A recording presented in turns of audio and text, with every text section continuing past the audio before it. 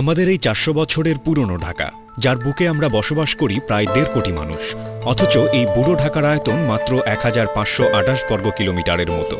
জনসংখ্যা ও এর ঘনত্বের বিচারে ঢাকা বিশ্বের ১৯টি মেগাসিটির মধ্যে একটি। মেগাসিটির বৈশিষ্ট্য ও জটিলতার বিচার ও বিশ্লেষণে দেখা যায় আবাসন সমস্যা ও সংকট এই শহরগুলোর অন্যতম প্রধান সমস্যা, যার প্রকটতা ও নির্মমতার এক বাস্তব চিত্র হল আমাদের প্রাণপ্রিয় ঢাকা। এক টুকরো জমি আর নিজের স্বপ্নের একটি বাড়ি হতে পারে আপনার শ্রেষ্ঠ প্রাপ্তি অথবা শ্রেষ্ঠ বিনিয়োগ। অর্থনৈতিক সামর্থ্য মানেই সফল বিনিয়োগ নয়, কারণ এরপরই মুখোমুখি হতে হয় কঠিন ও নির্মম বাস্তবতার। একে একে আসতে থাকে নানা প্রশ্ন ও নানা সংকোচ। কোথা থেকে কিনবেন, কার কাছ থেকে কিনবেন, কি প্রক্রিয়ায় কিনবেন, কেনার সময় কি কি বিষয় খেয়াল রাখতে হবে, এরকম হাজারটা প্রশ্ন আর হাজারটা জটিলতা। আর আছে প্রতারিত হবার ভয়ও। প্রতারিত হবার ভয়ও যেমন আছে, তেমনি এ থেকে রক্ষা পাওয়ার উপায় আছে। আর তাই রাজুক, BLDA, রিহ্যাব আছে সর্বদা আপনার সেবায়, আপনার পাশে। এসব সেবা প্রতিষ্ঠানগুলোর মধ্যে রাজুকের নাম আসে সবার আগে। রাজধানী উন্নয়ন কর্তৃপক্ষকে এক কথায় রাজুক বলা হয়। রাজুকের প্রধান কাজ হল রাজধানী ঢাকার আবাসন নীতিমালা প্রণয়ন থেকে শুরু করে পরিকল্পনা এবং উন্নয়ন কার্যক্রম পরিচালনা ও নিয়ন্ত্রণ করা। কাজগুলোকে একটু সবিস্তরে বলতে গেলে উন্নয়ন পরিকল্পনা গ্রহণ, রাস্তা সম্প্রসারণ, ট্রাফিক ব্যবস্থার জন্য সময়োপযোগী ও কার্যকর লেআউট প্রদান, রাজধানীর সৌন্দর্য বর্ধন, নাগরিক সুযোগ সুবিধা নিশ্চিতকরণ সহ বিভিন্ন সমস্যার সমাধান ও সিদ্ধান্ত গ্রহণ কল্পে বিভিন্ন পাক্ষীয় সভা ডেকে থাকে। রিহ্যাব। আর রিহ্যাবের সৃষ্টিলগ্ন থেকে বিপুল জনসংখ্যার আবাসন সমস্যা নিরসনের নিমিত্তে কাজ করে যাচ্ছে। রিহ্যাব হল real estate and housing association of Bangladesh. ১৯৯১ সালে মাত্র অল্প কয়েকটি কোম্পানি নিয়ে এর কাজ শুরু করে। এখন দেশের সুপ্রতিষ্ঠিত প্রায় সব কোম্পানি রিহ্যাবের সদস্য। এই প্রতিষ্ঠানটি মূলত রিয়েল এস্টেট কোম্পানিগুলোর প্রচার, প্রসার ও উন্নয়নের মাধ্যমে দেশের উন্নয়নে অবদান রাখছে প্রতিনিয়ত। এজন্য প্রতি বছর রিহ্যাব দেশীয় ও আন্তর্জাতিক মেলার আয়োজন করে থাকে। আবাসন খাতকে শক্তিশালী আর যুগোপযোগী করতে সরকারি ও বেসরকারি পর্যায়ে বিভিন্ন কর্মপরিকল্পনা এর বাস্তবায়নের চেষ্টা করে থাকে। সদস্যদের মধ্যে যোগাযোগ বৃদ্ধির জন্য সভা, সেমিনারের আয়োজন সহ আরও কিছু কাজ করে থাকে। BLDA আবাসন সংক্রান্ত জটিলতা ও প্রতারণা নিরোধ কল্পে বাংলাদেশ ল্যান্ড ডেভেলপার্স অ্যাসোসিয়েশন, সংক্ষেপে BLDA, কাজ করে যাচ্ছে নিরলসভাবে। BLDA হল বেসরকারি ল্যান্ড ডেভেলপার্স কোম্পানিগুলোর প্রতিনিধিত্বকারী সংগঠন। এটি ২১টি কোম্পানি নিয়ে ২০০৬ সালে এর যাত্রা শুরু করে।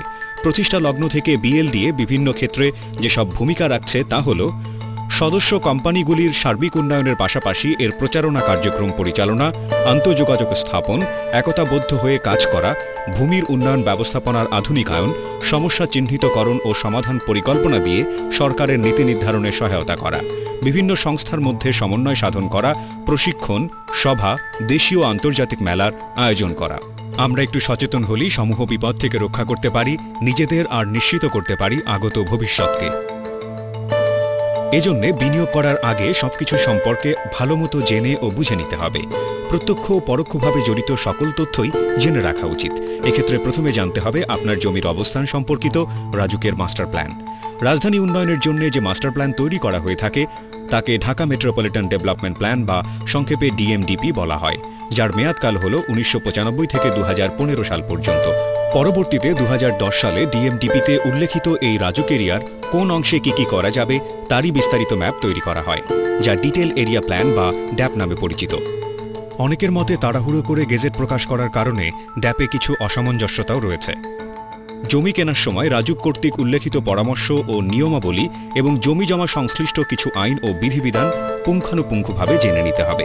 রিয়েল এস্টেট কোম্পানির কাছ থেকে জমি কিনতে প্রাথমিকভাবে যা যা যাচাই বাছাই করতে হবে তা হল কোম্পানির পরিচালনা পরিষদের যোগ্যতা ও প্রকল্প বাস্তবায়নের অভিজ্ঞতা আছে কিনা, যথাযথ অভিজ্ঞ লোক দ্বারা প্রকল্পের লেআউট ডিজাইন করা হয়েছে কিনা, পর্যাপ্ত রাস্তাঘাট, উন্মুক্ত ও সবুজ স্থান আছে কিনা, প্রকল্পের লোকেশনের ম্যাপের সাথে বাস্তবতার মিল আছে কিনা, প্রকল্পের যথাযথ অনুমোদন আছে কিনা, NOC বা অনাপত্তিপত্র আছে কিনা, প্রকল্পের সাইনবোর্ডগুলো ভাড়া করা কিনা, প্রকল্পের বয়স অনুসারে মাটি ভরাট বা উন্নয়নের কি অবস্থা, কোম্পানির ক্রয়কৃত জমির পরিমাণ জানতে হবে, অফিসের পরিবেশ ও কর্মপদ্ধতির অবস্থা জানতে হবে, কর্মচারী ও কর্মকর্তাদের শিক্ষাগত যোগ্যতা ও অভিজ্ঞতা সম্পর্কে নিশ্চিত হওয়া, এমপ্লয়ি স্যাটিসফ্যাকশন আছে কিনা, কোম্পানির registration number, trade licence, incorporation certificate, tax, VAT certificate সব ঠিকমতো আছে কিনা, আরডি নাম্বার আছে কিনা, প্রস্তাবিত সড়কের বা মহাসড়কের আদৌ অস্তিত্ব আছে কিনা, আর গ্রুপ অফ কোম্পানি হলে এর সত্যতা যাচাই করা জরুরি।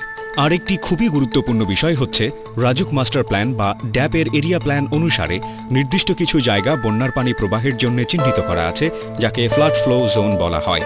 এই জোন বা এলাকায় হাউজিং বা স্থাপনার অনুমতি দেওয়া হয় না। আপনার জমি এই এলাকায় অবস্থিত কিনা জানতে হবে।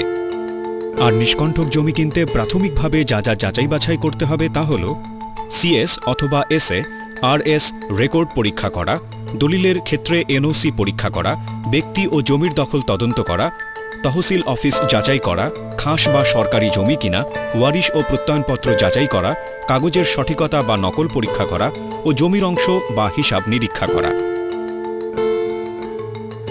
বেসরকারি আবাসিক প্রকল্পের ভূমি উন্নয়ন বিধিমালা 2004-এ বলা হয়েছে, মহাপরিকল্পনাভুক্ত এলাকা যেমন মহানগর, বিভাগীয় শহর ও জেলা শহরের পৌর এলাকার চিহ্নিত ও সুপারিশকৃত কোনো ভূমিতে সংশ্লিষ্ট কর্তৃপক্ষের অনুমোদনক্রমে প্রয়োজনীয় নাগরিক সুযোগ সুবিধা সহ বেসরকারি আবাসিক প্রকল্পের ভূমি উন্নয়ন করা যাবে। এক্ষেত্রে রাজুকের আওতাভুক্ত হলে রাজুক অথবা পৌরসভা এলাকা হলে পৌরসভার অনুমোদনই যথেষ্ট। আরও তথ্য ও সহায়তার জন্য যোগাযোগ করুন রাজুক, রিহ্যাব অথবা বিএলডি এর সংশ্লিষ্ট অফিসে।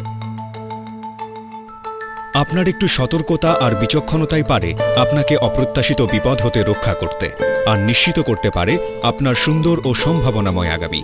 এভাবেই উন্মোচিত হতে পারে আপনার স্বপ্নলোকের দ্বার, আর গড়ে তুলতে পারেন আপনার সুন্দর ও সংকোচহীন স্বপ্নের আবাসন। তাই আপনার স্বপ্নের বাস্তবায়নে ইউএস বাংলা গ্রুপ নিয়ে এলো পূর্বাঞ্চল American City, East American City, Holiday Homes Kuakata ও এনআরবি ডিজিটাল পার্ক। জনসচেতনতায় ইউএস বাংলা গ্রুপ।